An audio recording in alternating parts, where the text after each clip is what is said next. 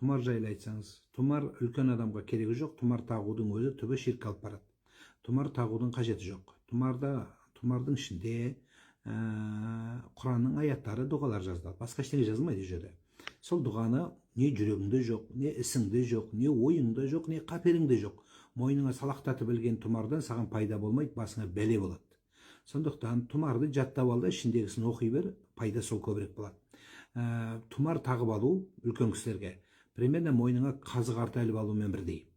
Тамақ жеме, қазыны жеме, мойныңа салып алып жүрсең, өліп қаласың аштан. Тура сол сияқты мойныңа тумар тағып жүргеннің пайдасы жоқ. Тумар өміріңде болу керек, тумар жолыңда болу керек, тумар тіліңде болу керек, тумар діліңде болу керек.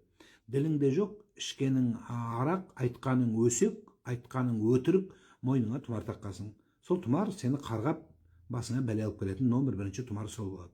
Сондықтан тумарды кішкентай балаға жазады, сәби балаға, тіліне келмейді, сөйлей алмайды, әлі тілі шықпаған балаға жазып қойса болады. Пайғамбардың әйелі Айша анамыз радиаллаху анха, Алла ол кісіден разы болсын, жазғандығы келеді кітаптарда бар.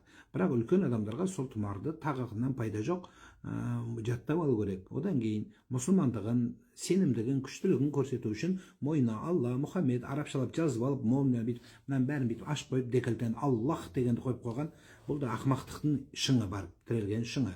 Алтын болсын, бриллиант болсын, бір тиынға керегі жоқ. Жүрегіңде Алла болмаса, мойныңа салақтатып Алла деп білгеннің қажеті жоқ. Солай. Сол үшін сол тұмарды жаттап алыңыз, ең жақсы сол.